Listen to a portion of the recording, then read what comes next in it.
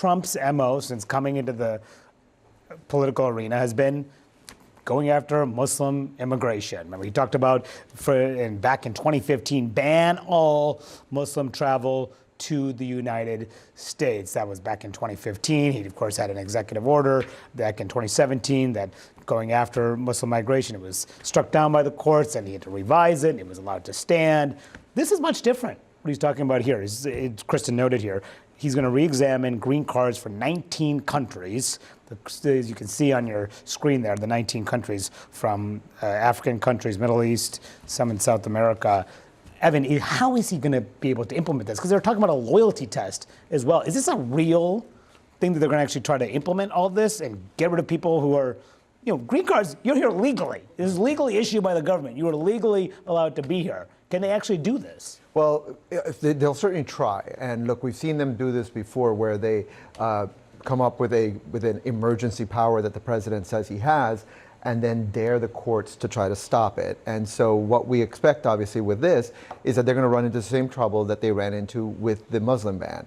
In the end, they were able to basically make that legal by admitting that the rights of people who are permanent residents matter, right? It's not just U.S. citizens, but there are rights that come with being a permanent resident that they cannot just override. And so they'll have to battle it out in the courts if they want to do this. What it does, though, is it really puts a mark on all of these Afghan immigrants, especially ones who did so much. They sacrificed a lot. They worked with the CIA. This unit, there were thousands of members of this unit that this suspect came from, the NDS, that worked in Afghanistan directly for the CIA. There's a reason why they got sort of expedited entry into the United States after the fall of Afghanistan. And so those people were vetted a number of times.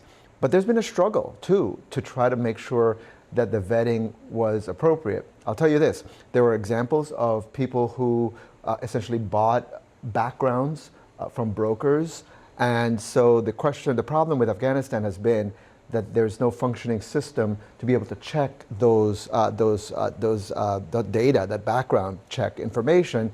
And it's been a problem that has worried the FBI and DHS since the fall of Afghanistan, of Kabul. Tamara, you cover the White House. What are you hearing from inside the White House about how they plan to respond?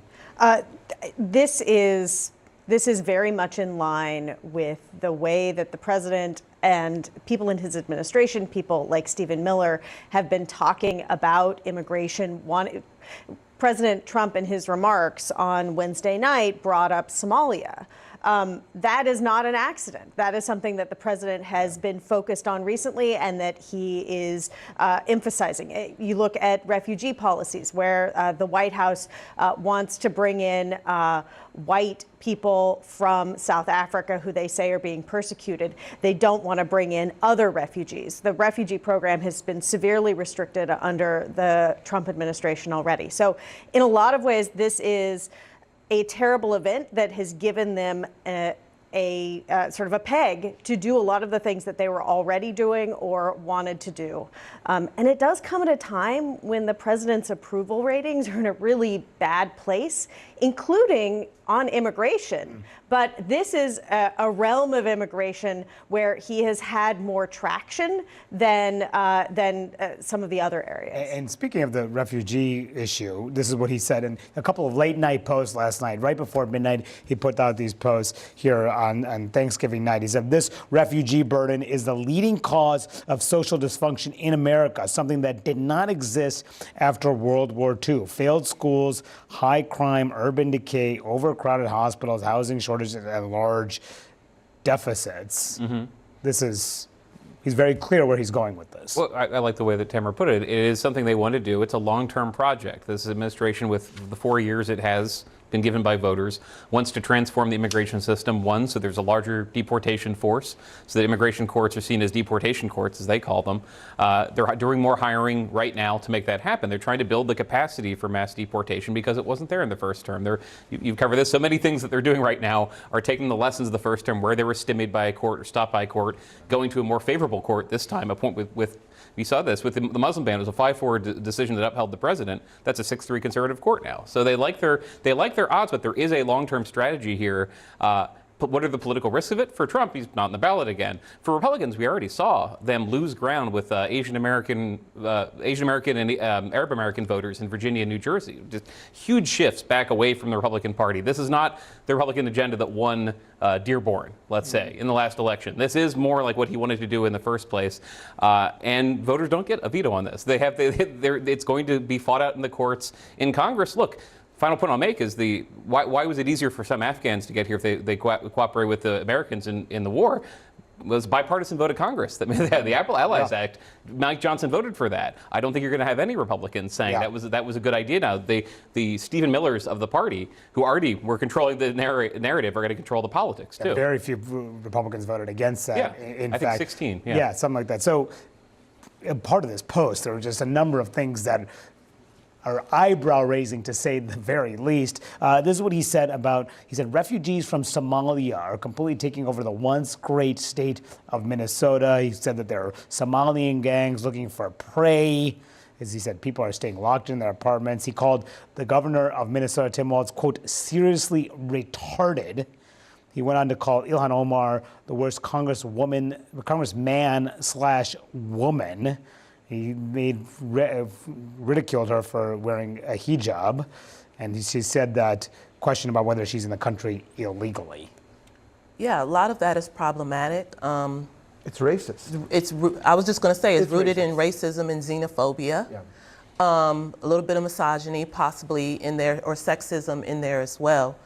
And I think that there are people in the White House who believe that the best message that Donald Trump has right now is his anti-immigration message. That's really the only thing that he has to counteract all the concerns people are raising about why voters why his approval levels are so low. They're worried about the cost of goods. They're worried about safety, yes. They're worried about the cost of housing. They're worried about health care. And he's not addressing much of that directly, but what he is doing is saying indirectly, the immigrants in the U.S. are causing or contributing to all those problems. I don't know if that's going to work with the American people, because they've seen the immigration crackdowns, but they also have seen that grocery prices aren't going down as a result. Their health care issues aren't being resolved, even with the crackdowns at the southern border. So yes, he can do more on immigration, but I don't know if that's going to address what American voters really expect him to be working on. Just real quick, I think just focusing on this event, I think part of the anger you're seeing from the president and from the White House is the fact that they would like to blame this on Joe Biden and everything on Joe Biden as they've done, but they own some of this. Yeah, and just to that point, I want to show that what Trump said yesterday when he was asked about this situation, the fact that the suspect was granted asylum in April of this year.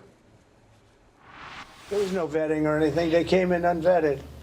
And we have a lot of others in this country. We're going to get them out. But they go cuckoo. Something happens to them. Your DOJ IG just reported this year that there was thorough vetting by DHS and by the FBI of these Afghans who were brought into the U.S. So why do you blame the Biden administration Because for they what let this them man in. did? Are you stupid? Are Well, you a no. stupid person? Because they came on a plane along with thousands of other people that shouldn't be here, and you're just asking questions because you're a stupid person. And that's Nancy Cordes of CBS News, who's a very good reporter and asking a very legitimate question. And you see how defensive the president is. Right. It's a factual question. It's true. It is not a stupid question, and the president should apologize to her, because it is part of the problem is the president owns some of this, and that is just a fact. And look, I mean, one of the things that I think when you're in politics and you're a leader is you go back and you look to see what we could have done differently. That's what usually happens. In this case, they've decided that they're going to just lash out and apparently going to punish like perhaps millions of people in the process because, again, they don't want to accept that part of what happened here happened on their watch. Yeah. And look, you don't have to say that it's anyone's fault per se, but you can try to fix the vetting and make sure that this doesn't happen again. All right, we'll see a lot that will come in the weeks ahead. We'll see how much is actually implemented and how much of it is just talk.